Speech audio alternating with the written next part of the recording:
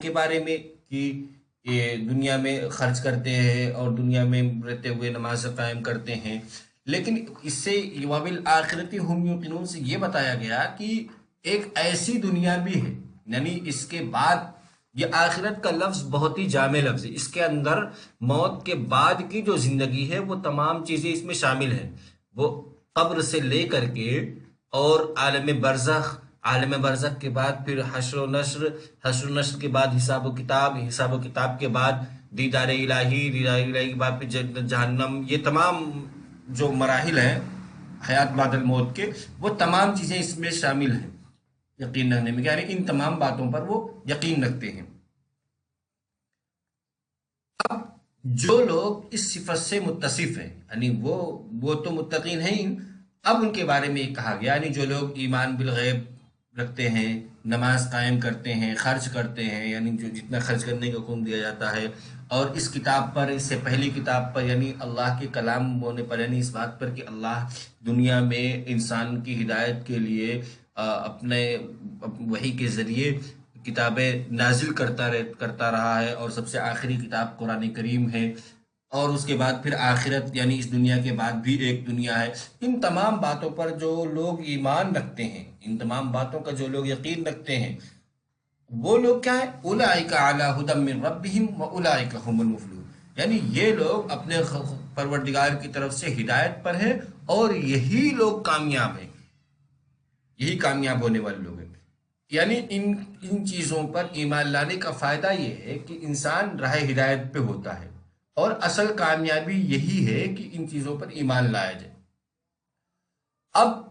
جو لوگ ان چیزوں پر ایمان نہیں رکھتے، ان کے بارے میں آگے ان الذین کفروا سواء علیہم انذرتہم ام لم تنذرہم لا یؤمنون، یعنی جو ان چیزوں پر ایمان نہیں رکھتے، بے شک جن لوگوں نے انکار کر دیا، برابر ہے ان کے حق میں کہ آپ ان کو ڈرائیں یا ان کو نہ ڈرائیں، وہ ایمان نہیں لائیں گے۔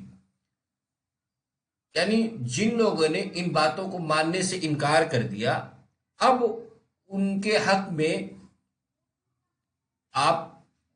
کوئی ایسا فیصلہ نہیں تھا کہ وہ ایمان لیں، ان کے وہ ایمان نہیں لائیں گے۔ آپ کے ذمے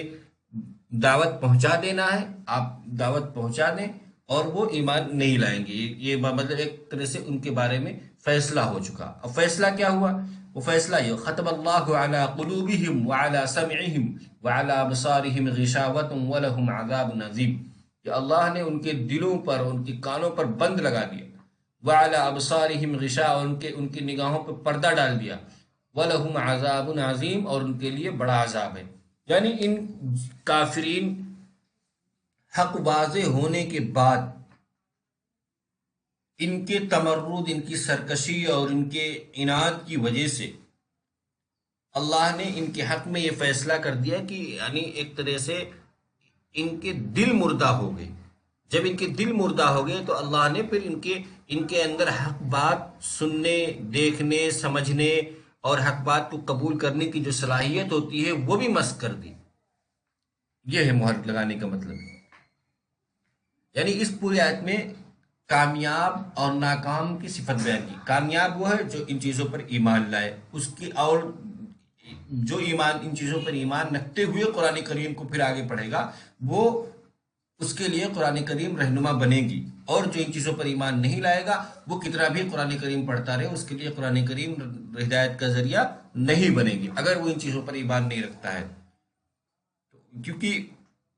وہ ان کے بارے میں قرآن کریم میں فیصلہ کر دیا کہ ان کے دلوں پر، جو ان چیزوں پر ایمان نہیں رکھتے، ان کے دلوں اور کانوں پر مہر لگا دی گئی ہے، اور ان کی نگاہوں کے سامنے پردہ پڑ گیا۔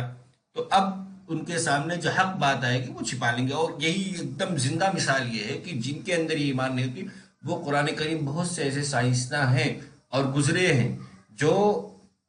قرآن کریم کے بارے میں کہتے ہیں کہ قرآن کریم کی بیان کردہ پیشین گوئی برحق ہے، لیکن ان کے لیے قرآن کریم ہدایت کا ذریعہ نہیں بری، وہ ایمان نہیں لا سکے۔ وجہ یہ تھی کہ ان کا بنیادی بات، وہ نہ تو قرآن کو کلام الہی مانتے تھے، وہ